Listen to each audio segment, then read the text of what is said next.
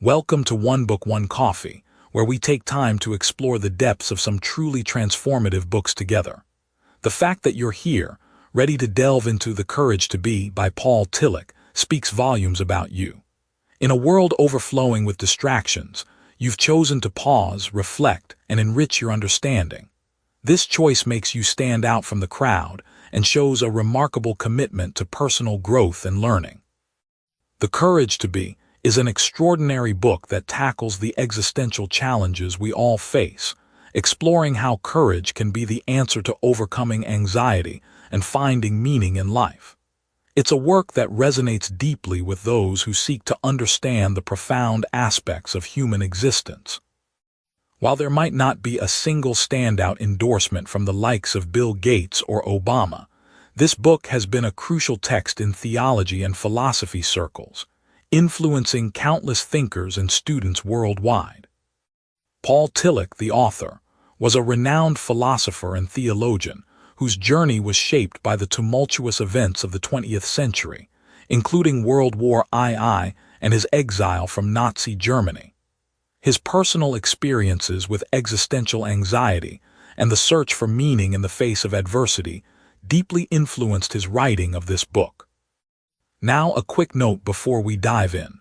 This is a detailed chapter-by-chapter walkthrough, so it's going to be a longer session. Take your time with it. There's no rush. If you need to step away, save this video to your watch later or forward the link to yourself on WhatsApp so you can pick up right where you left off. So grab your coffee, settle in, and let's walk through this book together, chapter by chapter, idea by idea. Let's begin. Picture this. You're sitting in your favorite coffee shop, steam rising from your mug, and someone asks you a question that stops you dead in your tracks. What does it really mean to have courage?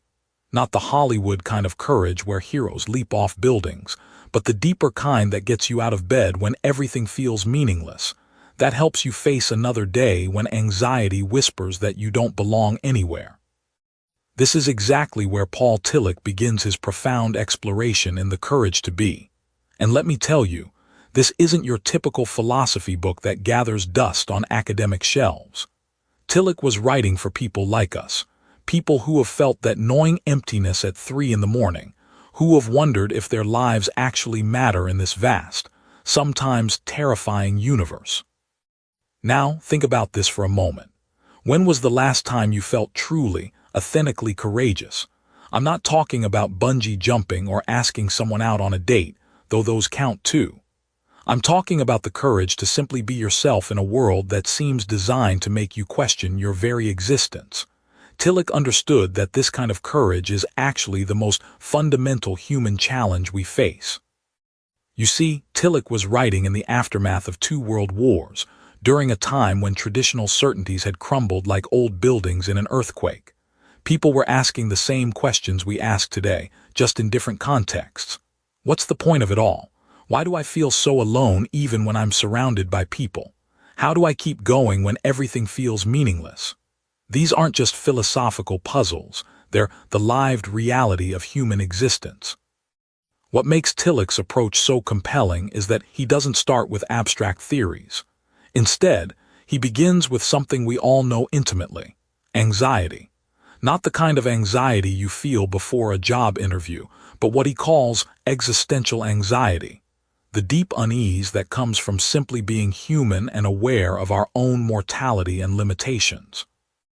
Imagine you're standing at the edge of a vast ocean at night. The waves crash endlessly, the horizon disappears into darkness, and you suddenly feel how small you are in the cosmic scheme of things. That moment of vertigo, that sense of being overwhelmed by the sheer fact of existence, that's what Tillich is talking about. It's the anxiety that whispers, you're going to die someday, and maybe nothing you do will matter. But here's where it gets interesting. Tillich doesn't see this anxiety as something to medicate away or ignore. Instead, he sees it as a doorway to understanding what courage really means. Think about it this way. If you've never felt lost, you can't truly appreciate being found. If you've never faced the possibility that life might be meaningless, you can't fully embrace the courage to create meaning. The genius of Tillich's approach is that he recognizes courage isn't the absence of fear or anxiety. Rather, courage is what happens when we face our deepest fears about existence itself and choose to keep living, keep creating, keep connecting with others despite the uncertainty. It's like being a musician who knows the song will end but plays with passion anyway. Consider how this plays out in our daily lives. Every time you choose to be vulnerable in a relationship, knowing you might get hurt, that's existential courage. Every time you pursue a dream despite the possibility of failure, that's the courage to be. Every time you stand up for what you believe in, even when it's unpopular, you're participating in this fundamental human act of affirming your existence. Tillich draws on a rich tradition of thinkers, from ancient Greek philosophers to modern existentialists, but he's not just name-dropping. He's showing us how this question of courage has haunted and inspired humanity across cultures and centuries. The Stoics talked about it, Kierkegaard wrestled with it, and we're still grappling with it today every time we scroll through social media and wonder if our lives measure up.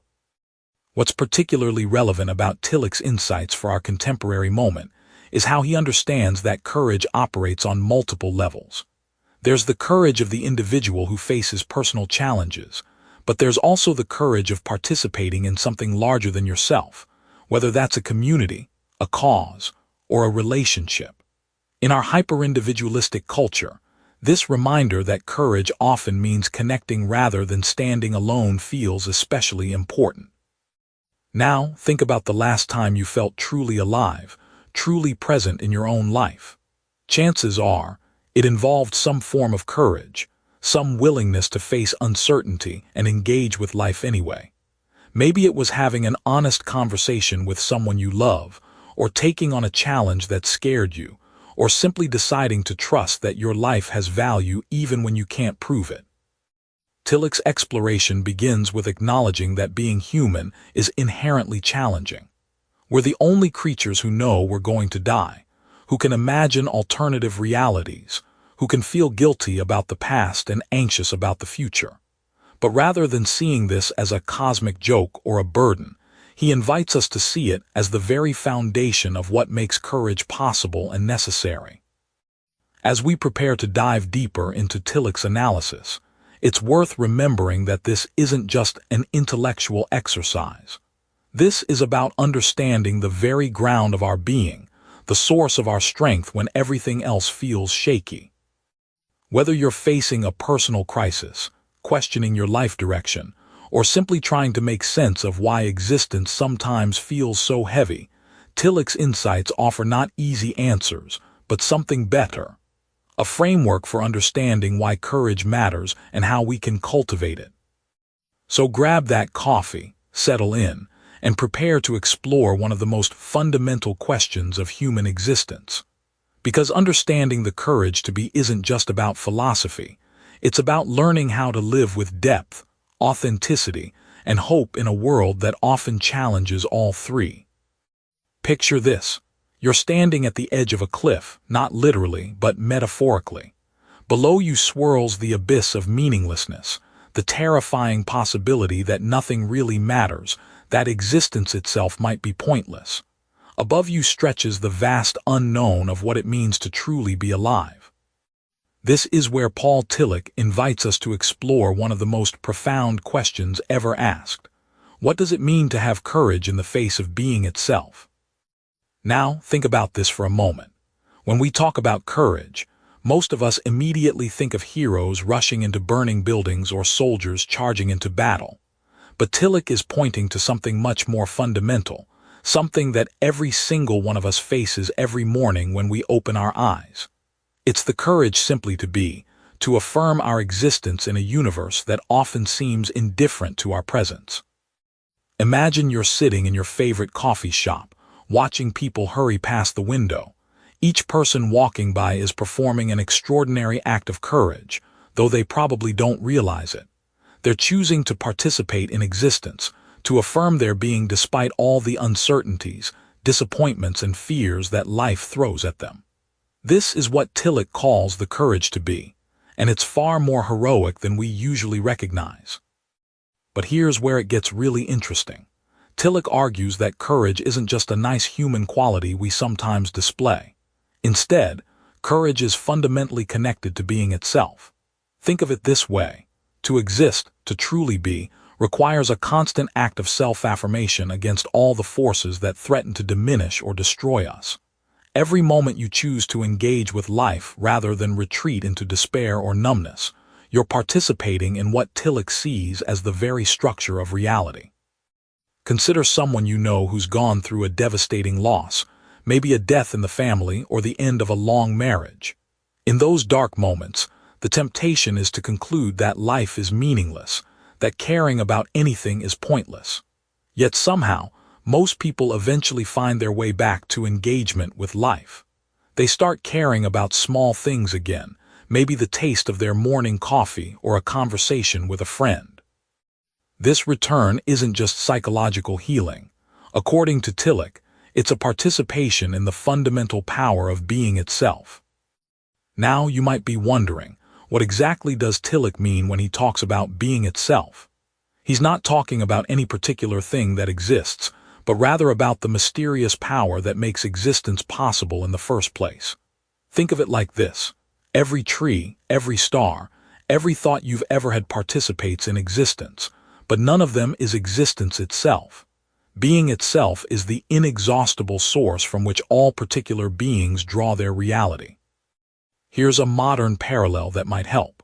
Imagine the internet as a metaphor for being itself. Every website, every email, every video you stream participates in the internet, but none of them is the internet itself. The internet is the underlying reality that makes all these particular communications possible. Similarly, being itself is the underlying reality that makes all existence possible, and courage is how we connect with and participate in that fundamental power. But Tillich takes this even further. He suggests that when we act with genuine courage, when we affirm our existence despite all threats and uncertainties, we're not just being psychologically healthy or morally admirable. We're actually participating in the divine nature of reality itself. Now, before you start thinking this sounds too mystical or religious, consider what he's really saying. Think about those moments in your life when you felt most fully alive, most authentically yourself. Maybe it was when you stood up for something you believed in, even when it was unpopular. Maybe it was when you chose to love someone despite the risk of being hurt. Maybe it was when you pursued a dream even though failure seemed likely. In those moments, weren't you experiencing something that felt larger than your individual self? Weren't you tapping into some deeper source of strength and meaning? This is what Tillich means when he connects courage with being itself. Genuine courage isn't just a human achievement, it's a participation in the creative power of reality. When you choose to affirm your existence, to say yes to life despite all its difficulties, you're aligning yourself with the fundamental thrust of existence itself toward creativity, meaning, and value.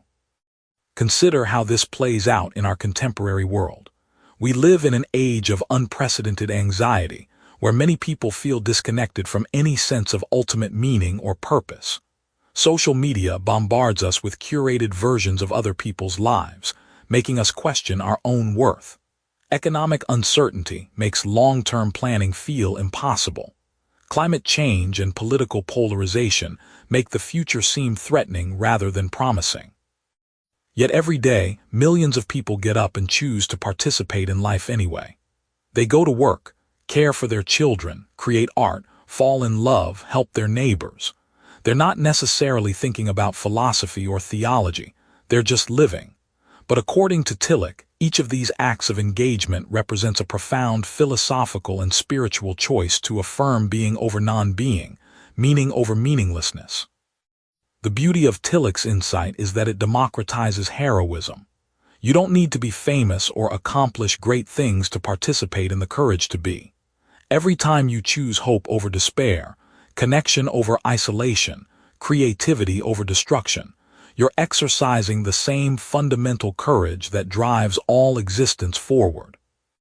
As we prepare to dive deeper into Tillich's exploration of different types of courage and the various threats we face to our being, remember this foundational insight.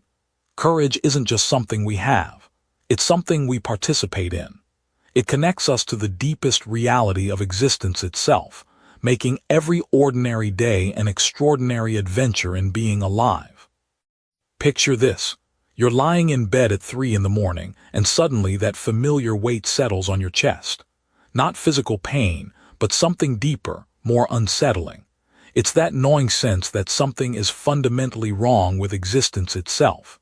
Maybe it started with a simple thought about your mortality, or perhaps you caught a glimpse of how vast and indifferent the universe really is. This, my friend, is what Paul Tillich calls existential anxiety, and it's something every human being grapples with, whether they admit it or not. Now think about this for a moment. When we talk about anxiety in everyday conversation, we usually mean worry about specific things. Will I get that promotion? What if my relationship doesn't work out? Can I pay my bills this month?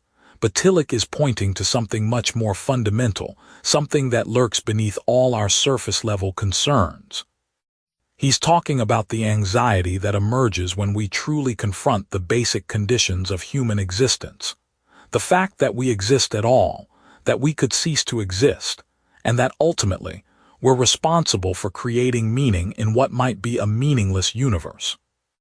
This existential anxiety manifests in 3 distinct ways, and understanding these can help us recognize when we're dealing with something deeper than ordinary worry. First, there's the anxiety of fate and death.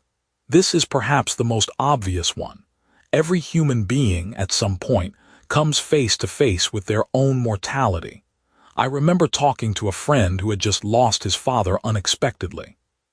He told me that for weeks afterward, he couldn't shake the feeling that death was stalking him, that it could strike anyone at any moment without warning. That's the anxiety of fate and death in action, the recognition that we're vulnerable, finite beings in an unpredictable world.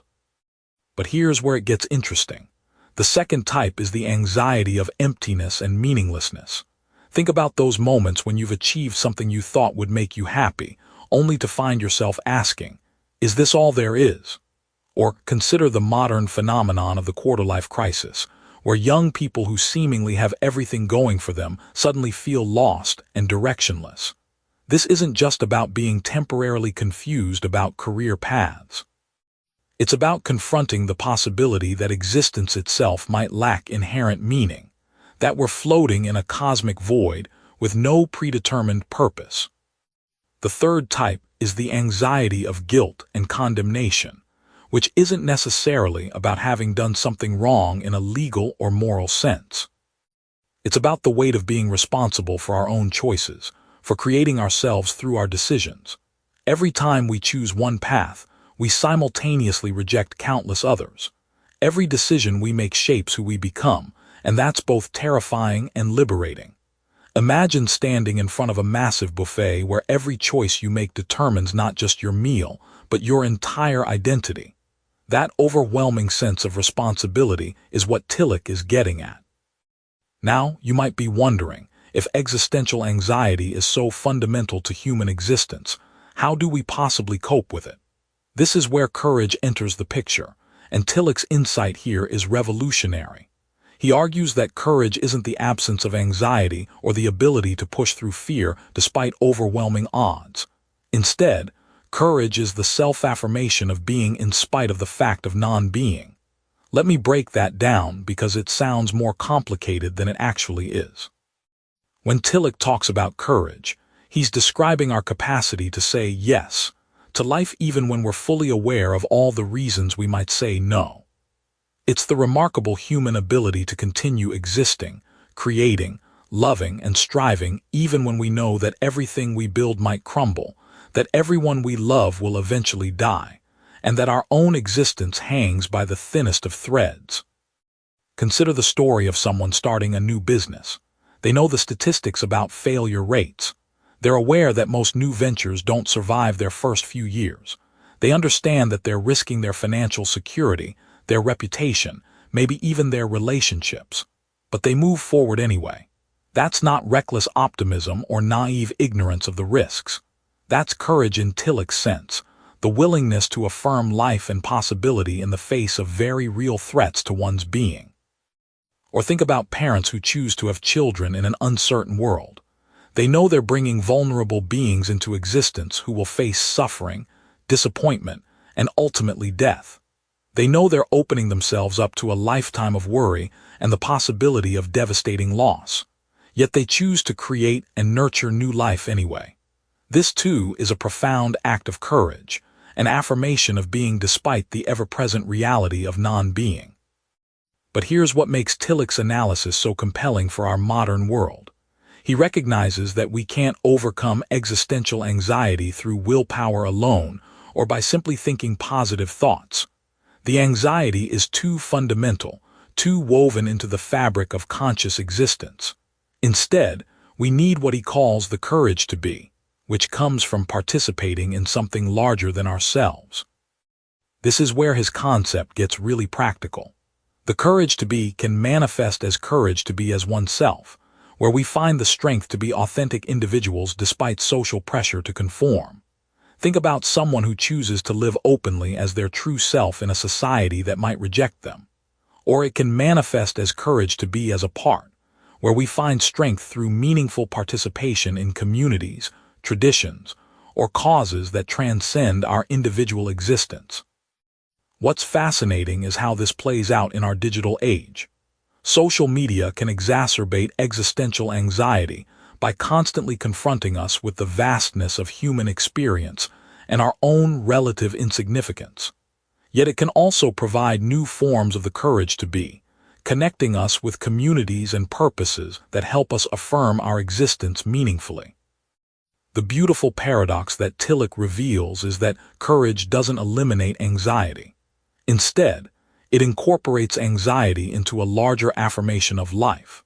When we truly understand this, we begin to see that our existential anxiety isn't a problem to be solved, but a fundamental aspect of being human that can actually deepen our appreciation for existence itself. The very fact that we can feel anxious about meaning, mortality, and responsibility is what makes us capable of the profound courage to keep saying yes to life, moment by moment, choice by choice. Picture this. You're sitting across from me with your favorite coffee, steam rising between us, and I'm about to share something that might just change how you see yourself and every person you'll encounter today. Paul Tillich, this brilliant theologian and philosopher, had this profound insight that courage isn't just something we occasionally need when facing a crisis or making a big decision. No, courage is woven into the very fabric of what it means to be human. It's as essential to our existence as breathing, yet most of us never stop to think about it. Now think about this for a moment. When you woke up this morning, you performed countless acts of courage without even realizing it. You got out of bed despite uncertainty about what the day might bring. You chose to engage with the world rather than retreat under your covers. You decided to trust that your relationships, your work, your very sense of self would hold together for another day. These might seem like mundane choices, but Tillich would tell you they're actually profound expressions of courage. Here's where it gets really interesting. Tillich argues that courage isn't the opposite of fear, as we often think. Instead, courage is the affirmation of life despite the presence of anxiety and the threat of non-being. Every human being, from the moment they become conscious of their own existence, faces what Tillich calls the fundamental anxiety of existence. We know we're going to die. We know our relationships might fail. We know our achievements might crumble. We know that ultimately we might not matter in the grand scheme of things. And yet, we choose to live anyway.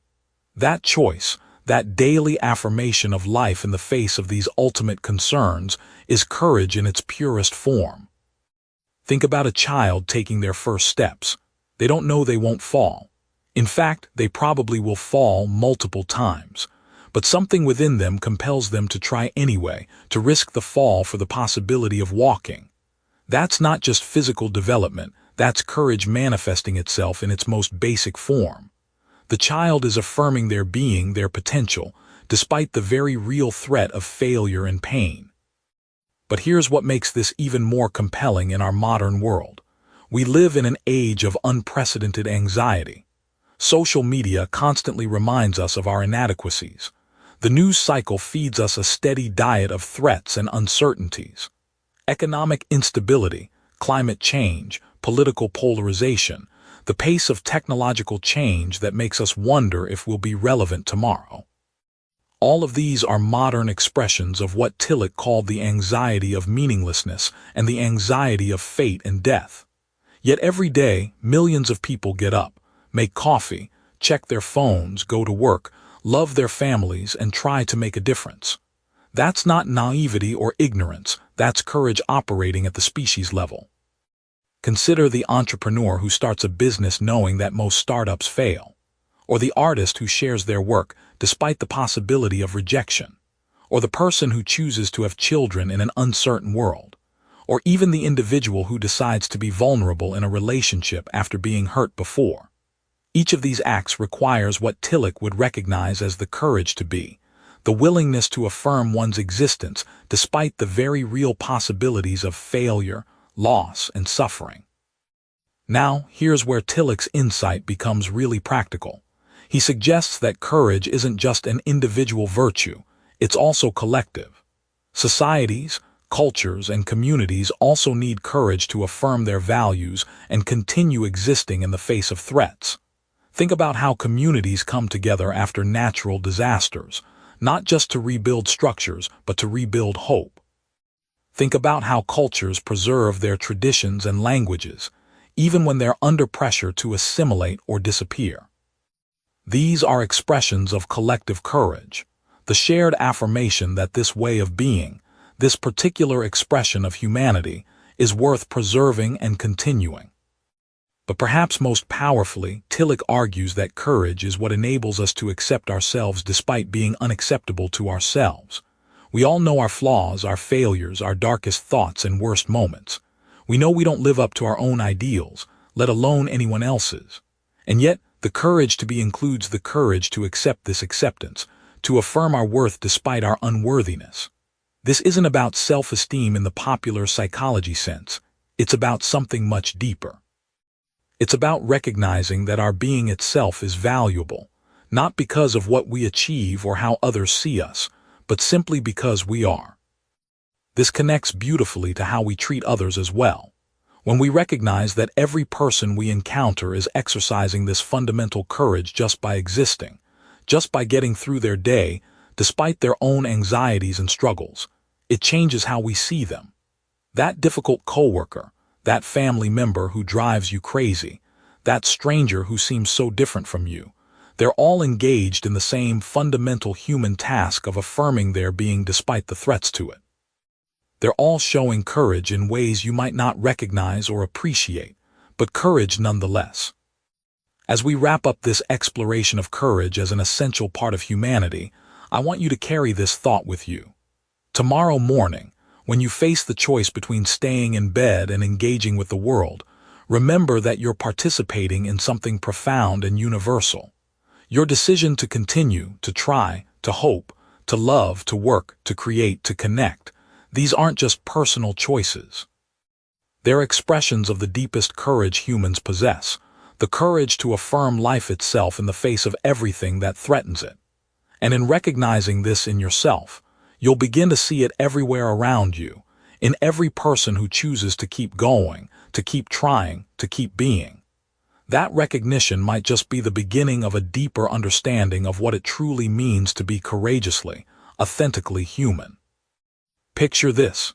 You're sitting in a doctor's office, and they're explaining the difference between a healthy fever that fights infection and a dangerous fever that threatens your life.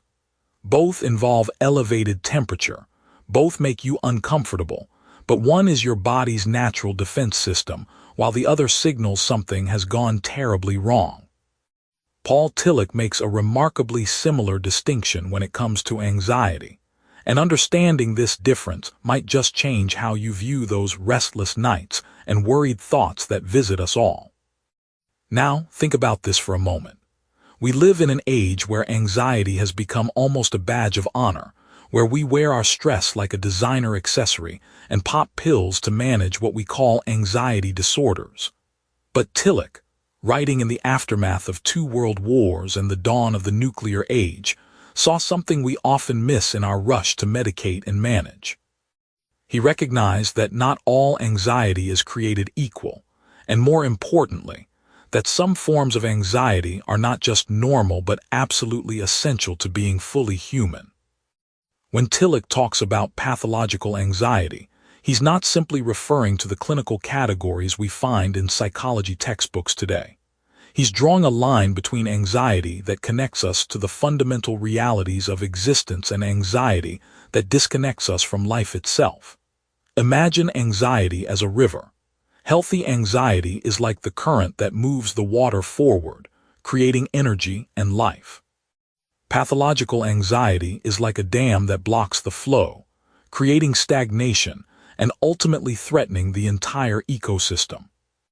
The healthy form of anxiety, what Tillich calls ontological anxiety, emerges from our encounter with the basic structure of existence. It's the anxiety you feel when you truly grasp that your life is finite, that you could make choices that fundamentally alter who you are, or that despite all your accomplishments, you might still live a meaningless existence. This sounds terrifying, and it is, but here's the remarkable thing Tillich discovered.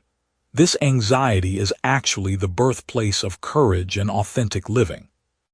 Think about the last time you stood at a crossroads in your life, maybe deciding whether to leave a secure job for something uncertain but meaningful, or whether to end a relationship that felt safe but empty.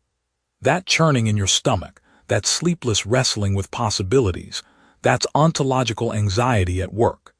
It's uncomfortable precisely because it's asking you to face the reality that you are free, that your choices matter, and that there are no guarantees. This anxiety doesn't seek to be eliminated. It seeks to be embraced as the price of authentic existence. Pathological anxiety, on the other hand, is anxiety that has lost its connection to these fundamental realities. It's anxiety that feeds on itself, creating elaborate systems of avoidance and control that ultimately shrink our world rather than expand it. Picture someone who becomes so afraid of making the wrong choice that they stop making choices altogether, or someone so terrified of meaninglessness that they cling desperately to rigid ideologies that promise certainty but deliver spiritual death. Here's where Tillich's insight becomes particularly relevant to our modern moment. We live in a culture that promises to eliminate anxiety through technology, medication, and lifestyle optimization. We have apps to manage our stress, algorithms to predict our preferences, and entire industries built around the promise of anxiety-free living. But Tillich would argue that much of what we call mental health in our society is actually a sophisticated form of pathological anxiety, a systematic avoidance of the very experiences that make us most human. Consider how we often respond to the anxiety of mortality. Instead of allowing this awareness to deepen our appreciation for life and relationships, we create elaborate fantasies of control through diet, exercise, and medical intervention. We quantify everything, track our steps, monitor our sleep, measure our productivity, all in service of an illusion that we can manage our way out of the human condition. This isn't to say that healthy habits are wrong, but when they become desperate attempts to avoid facing our finitude, they transform into symptoms of pathological anxiety. The same pattern emerges around the anxiety of freedom. Our culture offers endless distractions from the weight of choice. We can scroll through social media for hours, binge-watch series designed to keep us passive, or lose ourselves in consumer culture's promise that the right purchase will solve our existential unease. These aren't inherently pathological activities, but when they become systematic avoidance of the anxiety that comes with freedom, they represent what Tillich would call a turning away from authentic existence. Now, you might be wondering, how do we tell the difference in our own lives? Tillich offers a surprisingly practical test. Healthy anxiety, even when it's intense, tends to open us up to larger realities. It makes us more compassionate because we recognize our shared vulnerability. It makes us more creative because we're willing to risk failure. It makes us more loving because we understand how precious and fragile connection really is. Pathological anxiety, by contrast, tends to close us down. It makes us more self-absorbed, more controlling, more desperate to manage and predict outcomes. Think about someone you know who has faced a serious illness or loss. Often, after the initial shock, you'll notice a quality of presence and authenticity that wasn't there before. They've been forced to confront ontological anxiety directly, and rather than being destroyed by it, they've been opened up by it. They speak more honestly, love more freely, and worry less about the small anxieties that once consumed them. This is healthy anxiety doing its transformative work. The tragedy of pathological anxiety is that it promises relief while actually intensifying suffering. It's like drinking salt water when you're thirsty, each sip creating greater need. The person trapped in pathological anxiety becomes increasingly isolated from the very realities that could provide genuine courage and meaning. They become strangers to themselves, living lives of quiet desperation while appearing, often even to themselves, to have everything under control. As we move deeper into Tillich's exploration of courage, we'll discover that the path forward isn't about eliminating anxiety, but about learning to distinguish between the anxiety that diminishes us and the anxiety that, however uncomfortable, connects us to the deepest sources of meaning and courage. The question isn't whether you'll experience anxiety, but whether you'll allow it to become a doorway to authentic existence or a prison that keeps you from fully living. Picture yourself standing at the edge of a cliff, not a physical one, but something far more treacherous. The moment when everything you believe about yourself and the world is called into question. Maybe it's watching a friend make choices that seem morally bankrupt, or finding yourself in a situation where doing the right thing could cost you everything you've worked for. This is where Paul Tillich takes us next in his exploration of courage, into the realm where our deepest convictions meet the harsh realities of existence. Now, think about this for a moment. When we talk about courage, most of us immediately picture someone running into a burning building or standing up to a bully. But Tillich is asking us to consider something much more subtle and, in many ways, more demanding. He's talking about the courage it takes to live with integrity when the very foundations of morality seem to be shifting beneath our feet, and the courage to maintain faith when the universe appears indifferent to our deepest longings. Tillich distinguishes between what he calls spiritual courage and moral courage, though he's quick to point out that these often interweave like threads in a tapestry. Moral courage, he suggests, is what we need when we face ethical dilemmas, those moments when we know what's right, but doing it comes at a significant cost. Think about the whistleblower at a corporation who sees environmental damage being covered up, or the teacher who refuses to inflate grades even when pressured by administrators. These people aren't just making difficult choices. They're affirming their belief that certain principles matter more than personal comfort or security. But here's where it gets really interesting. Tillich argues that moral courage isn't just about following rules or even following your conscience. It's about having the courage to affirm your own moral agency in a world that often seems to reduce us to mere cogs in a machine. When you stand up for what's right, you're not just defending a principle. You're declaring that you matter, that your choices have meaning, that you're not just a passive victim of circumstances. I'm reminded of Rosa Parks, sitting on that bus in Montgomery. Now, we often tell her story as if it was simply about following her conscience, but Tillich would push us deeper. Parks wasn't just refusing to give up her seat. She was courageously affirming her own dignity and humanity in the face of a system designed to deny both. She was saying, in effect, I exist, I matter, and I have the right to make choices about my own life. That's moral courage in its purest form. Spiritual courage operates on an even deeper level. This is the courage we need when we confront what Tillich calls the ultimate questions. Questions about meaning, death, the nature of existence itself. Have you ever had one of those 3 in the morning moments when you suddenly feel the weight of your own mortality, or when you question whether anything you do really matters in the grand scheme of things? That's when you need spiritual courage. Tillich tells us that spiritual courage isn't about having all the answers, quite the opposite. It's about having the strength to live with uncertainty, to embrace what he calls the God above God. Now, don't let the religious language throw you off if you're not particularly religious. What he's getting at is something much more universal. He's talking about the courage to remain open to transcendence, to meaning, to the possibility that there's something more than just the material world we can see and touch, even when we can't prove it or fully understand it. Consider the artist who continues to create even when critics dismiss their work, or the scientist who pursues research into questions that may never yield practical applications. These people are exercising spiritual courage. They're affirming that beauty, truth, and understanding have value in themselves, regardless of whether they can be monetized or immediately useful. They're saying yes to life even when life doesn't offer them guarantees. One of the most profound examples Tillich gives us is the courage of doubt itself. This might sound paradoxical. How can doubt be courageous? But think about it this way.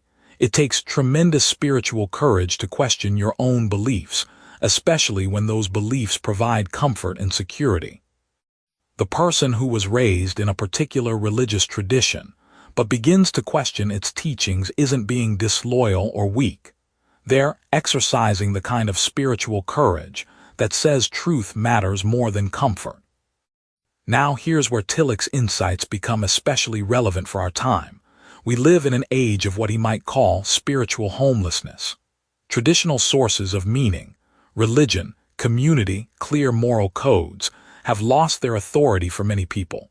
We're left to construct our own sense of meaning and morality, which is both liberating and terrifying. Social media gives us endless opinions but little wisdom. We have access to more information than any generation in history, yet we often feel more uncertain than ever about what really matters. In this context, spiritual and moral courage aren't luxuries, they're necessities for psychological survival. When you're bombarded with conflicting messages about what constitutes a good life, it takes courage to listen to your own inner voice. When cynicism is the default mode of discourse, it takes courage to maintain hope. When everything is relative and nothing seems sacred, it takes courage to commit to anything at all. Tillich reminds us that this courage isn't something we either have or don't have. It's something we cultivate through practice.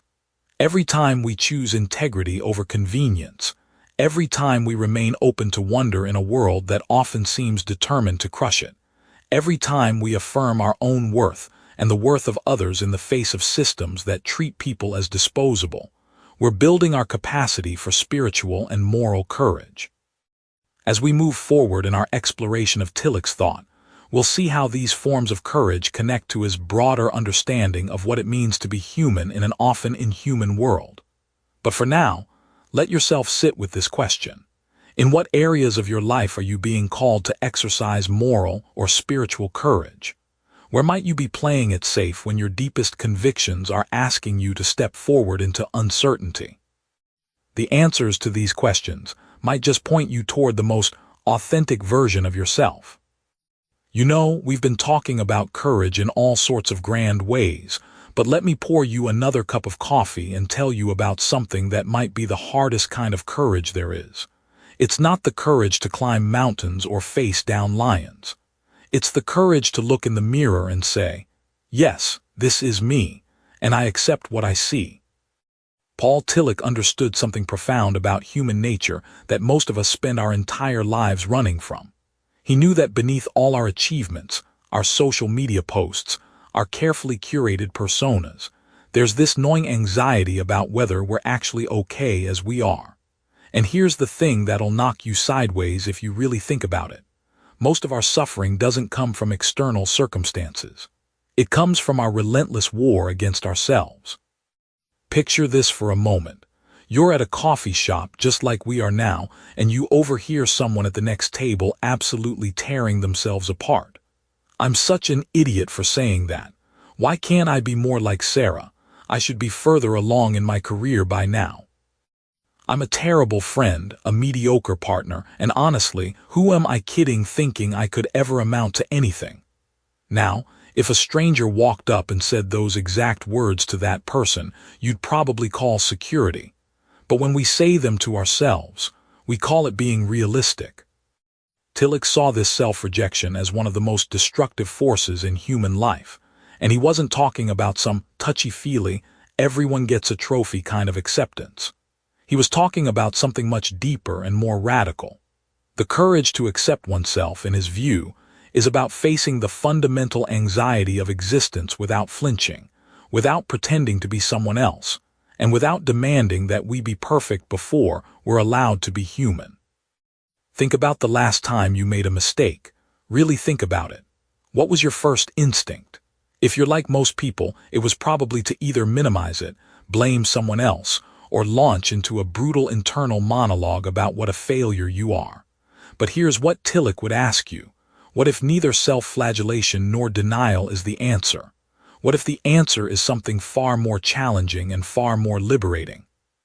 The courage to accept oneself means looking at your failures, your limitations, your awkward moments, your selfish impulses, and your unfulfilled dreams, and saying, "This too is part of my story, and I don't need to edit it out to be worthy of love and belonging." It's like being the editor of your own life and deciding to keep the rough drafts and crossed-out lines visible instead of only showing the polished final version. Now let me tell you why this matters more today than ever before. We live in an age of constant comparison, where everyone else's highlight reel is playing on loop in our pockets. Instagram shows us the perfect vacation, LinkedIn shows us the perfect career trajectory, and dating apps show us the perfect relationship. Meanwhile, we're sitting here knowing intimately every one of our own struggles, doubts, and 3 a.m. anxiety spirals. It's like comparing your rough draft to everyone else's published novel. Tillich understood that this kind of self-rejection creates what he called neurotic anxiety. It's the anxiety that comes not from actual threats, but from the exhausting effort of trying to be someone we're not.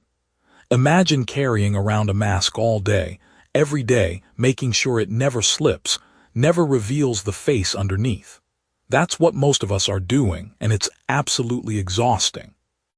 But here's where it gets really interesting. Tillich wasn't suggesting that we just throw up our hands and say, "Well, this is who I am, take it or leave it," and then never grow or change. That's not acceptance, that's resignation. True self-acceptance is actually the foundation for authentic growth. When you stop wasting energy on self-rejection, you suddenly have all that energy available for actually becoming who you're meant to be. Think of it like this. Imagine you're a gardener, and you spend all your time being furious that your tomato plant isn't an oak tree. You could spend decades trying to force those tomatoes to grow bark and leaves, getting increasingly frustrated with their stubborn insistence on being tomatoes. Or you could accept that you're working with a tomato plant and put your energy into helping it become the most magnificent tomato plant it can be. The acceptance doesn't limit the plant's potential, it unlocks it. This is exactly what happens when we practice the courage of self-acceptance. We stop trying to force ourselves into shapes that don't fit, and we start working with the raw material we actually have. That anxious perfectionist energy that used to go into hiding our flaws, now it can go into actually addressing them. That shame that used to paralyze us, now it becomes information we can use to make better choices. Tillich also recognized something crucial about the spiritual dimension of self-acceptance. He understood that our struggle to accept ourselves often reflects a deeper struggle with what he called the ground of being. In simpler terms, if we can't accept ourselves as we are, we're essentially arguing with reality itself. We're saying that existence made a mistake when it created us, that the universe got it wrong somehow. But what if the universe didn't get it wrong? What if your particular combination of strengths and weaknesses, gifts and struggles, successes and failures, is exactly what the world needs? Not in some cosmic, everything happens for a reason way, but in the very practical sense that authentic people who have learned to accept themselves tend to be the ones who can offer real help to others who are struggling. As we wrap up this conversation and you finish your coffee, I want you to consider this. What would change in your life if you stopped waiting for permission to be who you are? What would become possible if you took all that energy you spend on self-criticism and redirected it towards self-compassion and growth? The courage to accept yourself isn't a destination. It's a daily practice, a moment-by-moment choice to treat yourself with the same kindness you'd offer a good friend. And in that choice, Tillich believed, lies the foundation for every other kind of courage you'll ever need. So here we are, settling into perhaps the most challenging territory of Tillich's entire exploration of courage. We've journeyed through the courage to face death, the courage to confront guilt and condemnation, and now we arrive at what might be the darkest valley of all, the courage to face despair. Pour yourself another cup of coffee, my friend, because this is where things get real in ways that might surprise you. Think about the last time you felt truly stuck, not just frustrated or disappointed, but genuinely trapped in a situation where every door seemed closed, every option exhausted, every hope extinguished. Maybe it was a relationship that had died but couldn't be buried, a career that felt like a prison, or simply that crushing weight of wondering if anything you do actually matters. That's the territory we're entering now, and Tillich wants us to understand something profound about these moments that our culture often tries to medicate, motivate, or simply ignore away. Tillich makes a crucial distinction here that changes everything about how we understand despair. He's not talking about clinical depression, though there's certainly overlap. He's talking about what he calls existential despair, the deep recognition that life might be fundamentally meaningless, that our efforts might be ultimately futile, that we might be alone in an indifferent universe. It's the kind of despair that hits successful people just as hard as struggling ones, because it's not really about circumstances. It's about meaning itself seeming to drain out of existence like water from a broken vessel. Now here's where Tillich gets fascinating. Most of us, when we encounter this kind of despair, we run. We throw ourselves into work, into relationships, into causes, into anything that might distract us from that yawning void of meaninglessness. We become what he calls busy despairing people, frantically trying to outrun the very questions that might actually save us. But Tillich suggests something radical. What if the courage to face despair directly is actually the gateway to authentic existence? Picture this scenario that's become almost archetypal in our modern world. You know that person, maybe it's you, who's achieved everything they thought they wanted. The career is successful, the family is healthy, the bank account is comfortable. But late at night, lying in bed, there's this gnawing sense of, is this it? Is this all there is? It's not that anything is wrong exactly. It's that nothing feels ultimately right either. Everything feels hollow, like you're going through the motions of a life rather than actually living one. Tillich would say this person is standing at the threshold of genuine courage, because the temptation is to either numb that feeling or to frantically try to fill the void with more achievements, more experiences, more anything. But the courageous path is to sit with that despair, to let it teach you something essential about what authentic existence might actually look like. Here's what's brilliant about Tillich's approach. He doesn't try to solve despair by explaining it away or by offering quick fixes. Instead, he suggests that despair is often the necessary prelude to discovering what he calls the God above God. Stay with me here, because this isn't necessarily a religious concept in the way you might think. He's talking about discovering a source of meaning that transcends all the finite meanings we typically cling to, a ground of being that remains solid even when everything else seems to be shifting sand. Think about some of the most profound transformations you've witnessed in people's lives. Often, they don't come from success or happiness. They come from those dark nights of the soul where someone has to confront the possibility that everything they thought they knew about themselves and their world might be wrong. The entrepreneur who loses everything and discovers what really matters. The parent who faces their child's serious illness and finds depths of love they never knew existed. The person who hits rock bottom with addiction and finally encounters something larger than their own willpower. Tillich calls this process taking the anxiety of meaninglessness into one's self-affirmation. That's academic language for something beautifully simple. Instead of running from the terror that life might not have inherent meaning, we find the courage to say, even if that's true, I choose to create meaning anyway. I choose to affirm my existence not because it's guaranteed to matter in some cosmic sense, but because the very act of choosing to live authentically is itself a form of meaning-making. Now, think about this in terms of our current cultural moment. We live in an age where traditional sources of meaning, the old certainties about religion, community, family structures, career paths, have all been shaken. Many people are walking around in a kind of low-grade existential despair, sensing that the old maps no longer match the territory but not knowing how to navigate without them. Social media amplifies this by constantly showing us curated versions of other people's lives that seem more meaningful, more purposeful, more authentic than our own. But Tillich would suggest that this widespread crisis of meaning is actually an opportunity. It's forcing us to confront questions that previous generations could often avoid. What does it mean to live authentically when you can't just inherit your identity from your family, your community, your culture? What does it mean to find purpose when the traditional institutions that used to provide it are no longer reliable? These aren't comfortable questions, but they might be exactly the questions we need to be asking. The courage to face despair, then, isn't about becoming comfortable with meaninglessness. It's about discovering that meaning can emerge from the very act of courageously engaging with meaninglessness. It's about finding that when you stop running from the void, you might discover that you're not alone in it after all.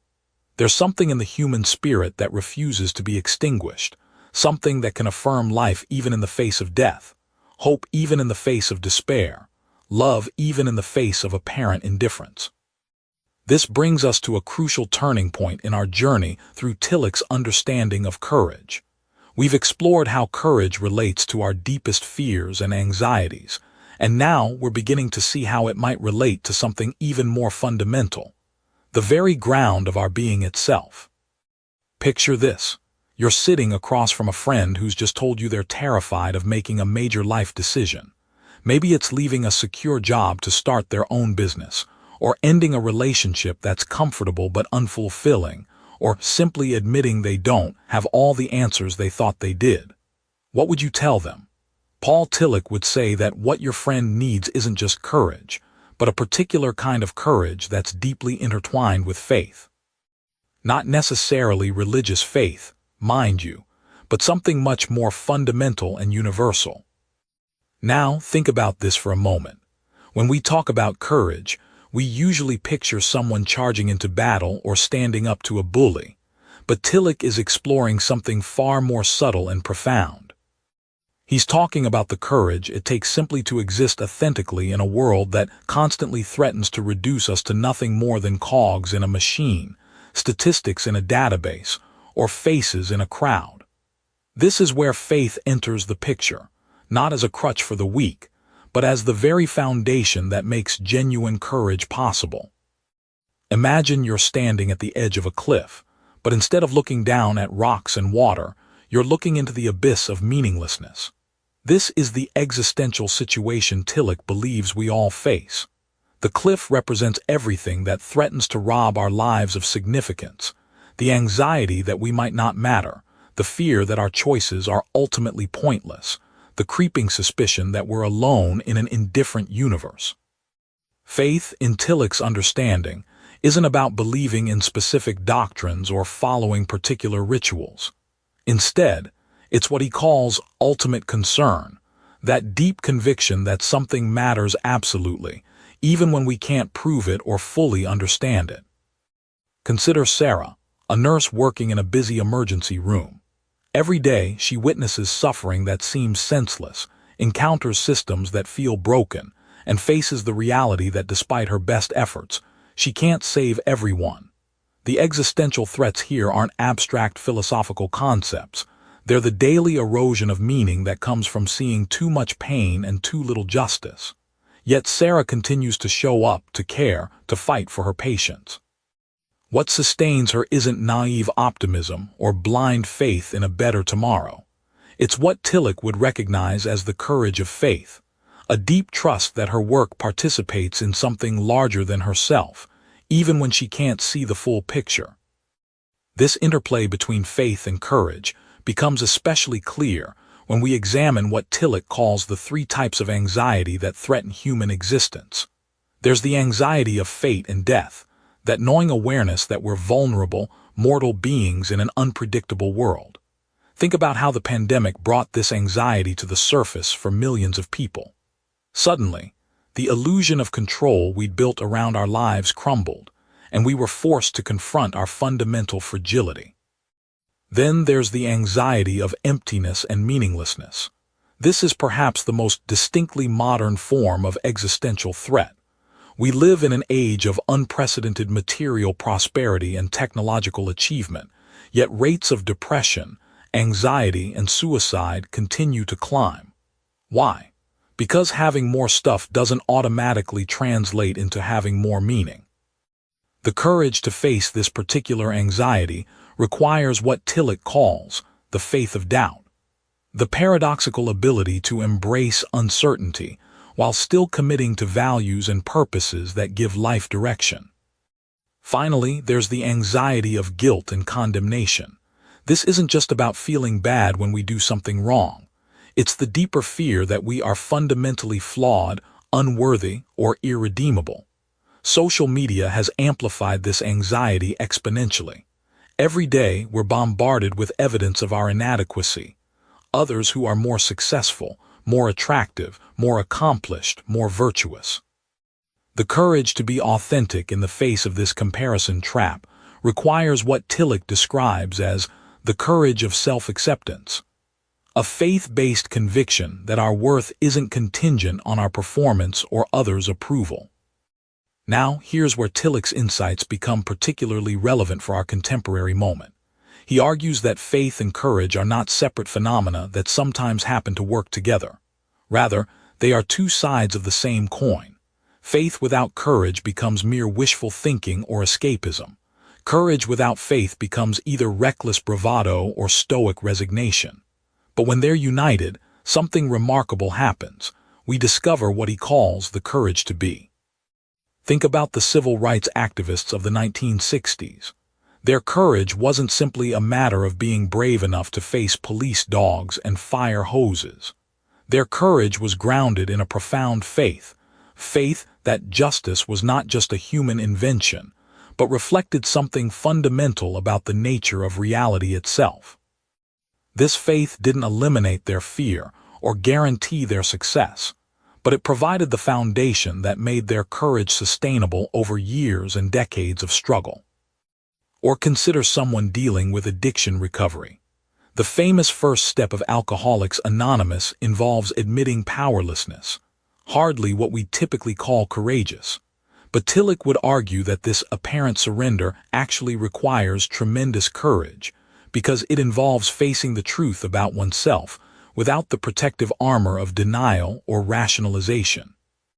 The faith dimension enters through what AA calls a power greater than ourselves, not necessarily a traditional deity, but an ultimate concern that transcends the narrow confines of the ego.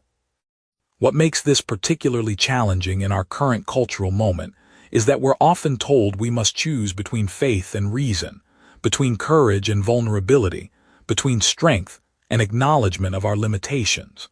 Tillich suggests this is a false choice.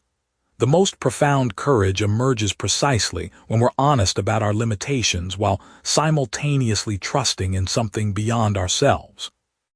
As we wrap up this exploration of faith and courage, consider this question. What would it look like to live with the kind of integrated faith and courage that Tillich describes? Perhaps it would mean making important decisions not based solely on guaranteed outcomes, but on deep convictions about what matters most. Perhaps it would mean showing up authentically in relationships even when rejection is possible. Perhaps it would mean pursuing meaningful work even when success isn't certain. In each case, we're not talking about blind leaps into the dark, but about informed steps taken in trust, the very essence of what Tillich means by faithful courage. You know, there's something fascinating that happens when we start paying attention to the symbols around us. Picture this. You're walking through a city, maybe rushing to catch a train, and you pass a statue of someone you've never heard of, standing tall with their chest out, looking boldly into the distance. For just a moment, something stirs in you. That's the power of symbols working on your soul, and it's exactly what Tillich wants us to understand about courage. Think about it for a moment.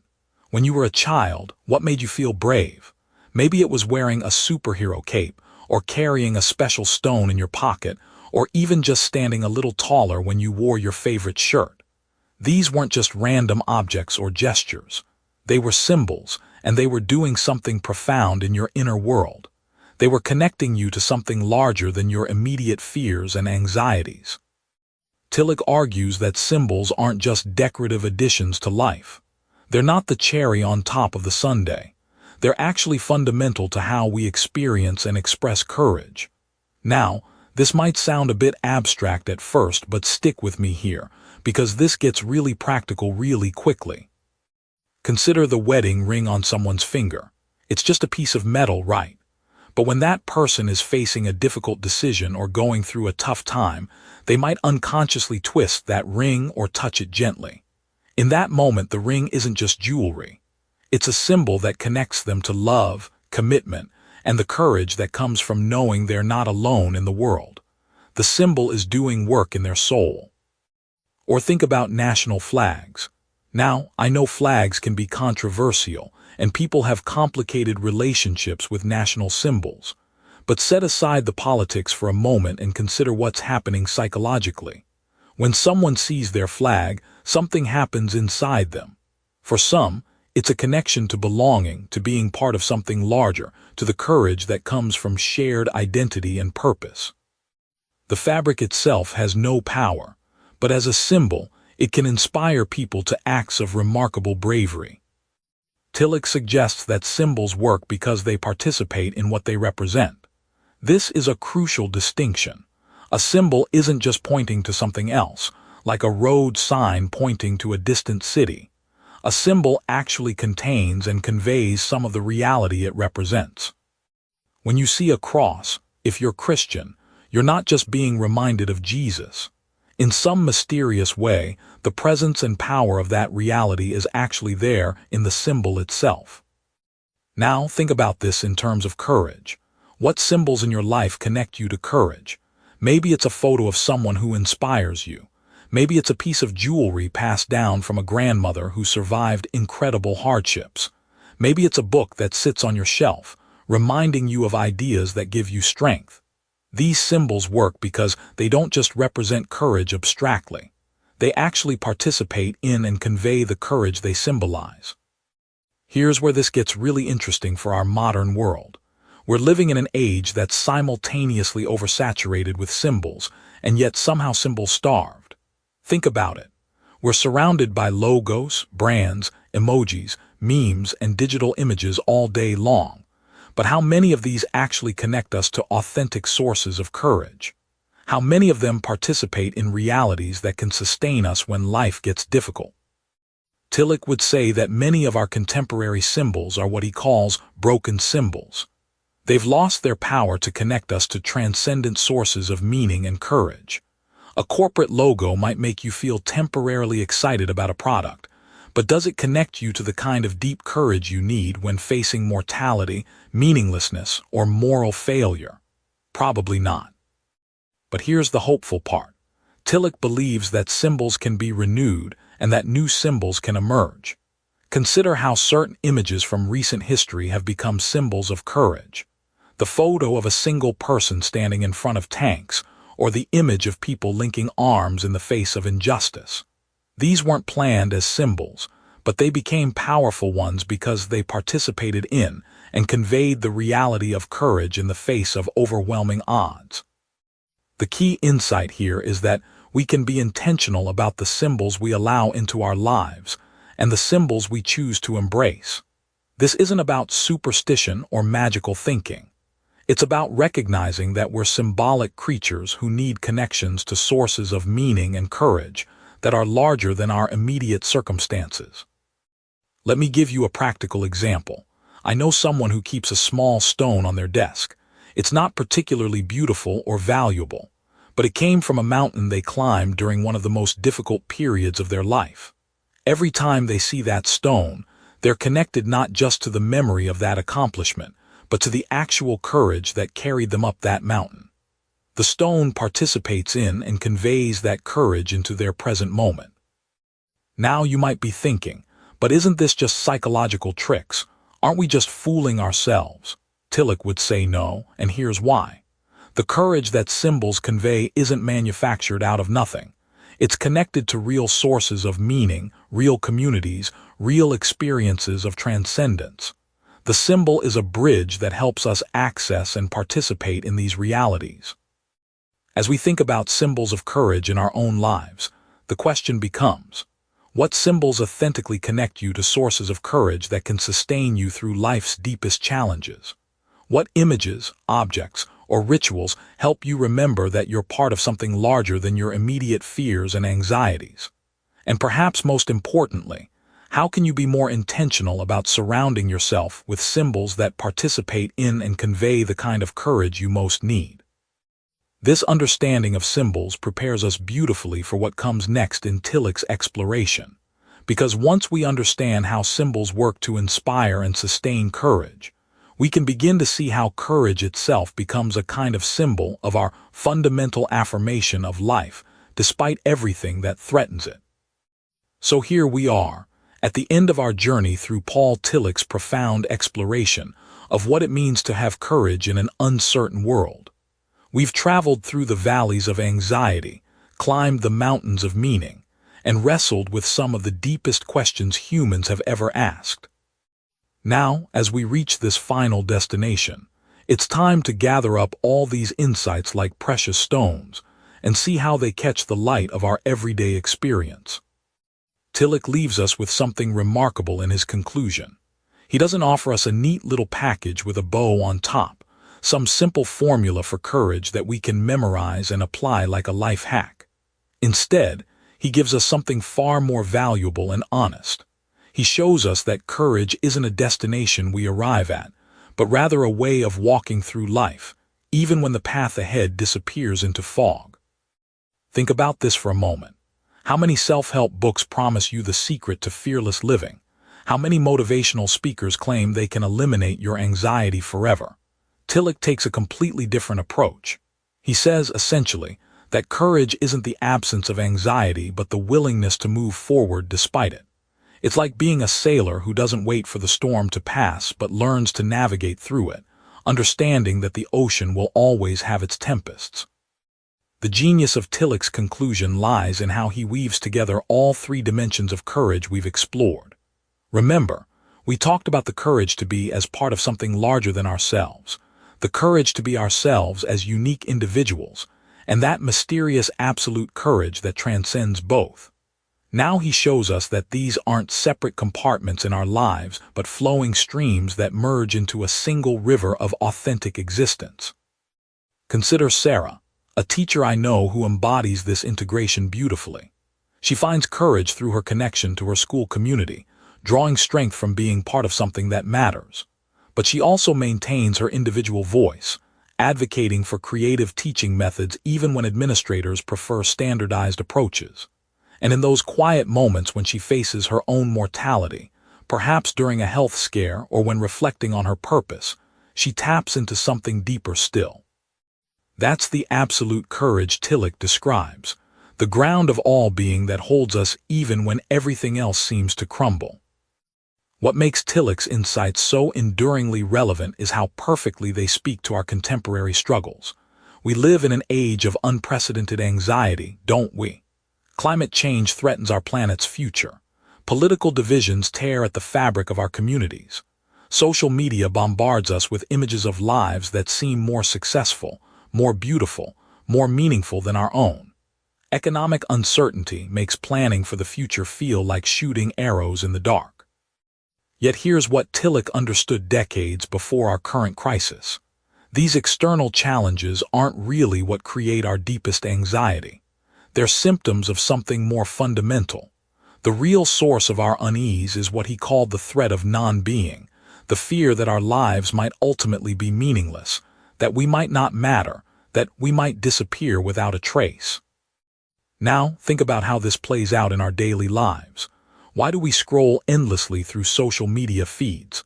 Often, it's not really about staying informed or connected. It's about reassuring ourselves that we exist, that we're part of the human conversation. Why do we sometimes feel paralyzed when facing major life decisions? It's because we're terrified of choosing wrongly and somehow losing ourselves in the process. Tillich's great gift is showing us that this anxiety isn't a bug in the human system but a feature. It's the price we pay for consciousness, for the ability to imagine possibilities beyond our current reality. Animals don't lie awake at night wondering if they're living authentic lives. But we do, and that capacity for self-reflection, even when it causes us pain, is also what makes genuine courage possible. The absolute courage that Tillich describes in his conclusion isn't something we achieve through willpower or positive thinking. It's more like grace, something that happens to us rather than something we manufacture. It's the moment when a person facing terminal illness suddenly feels profound peace, not because their circumstances have changed, but because they've touched something eternal within themselves. It's the instant when someone overwhelmed by life's complexity suddenly knows, without knowing how they know, that they can take the next step. This brings us to perhaps the most practical insight from Tillich's entire exploration. Courage isn't about feeling brave. In fact, the people who talk most about being fearless often seem to be running from something. True courage is about acting in alignment with what matters most, even when your knees are shaking, even when you can't see the outcome, even when everyone around you thinks you're making a mistake. I think of Rosa Parks, who didn't refuse to give up her bus seat because she felt particularly brave that day.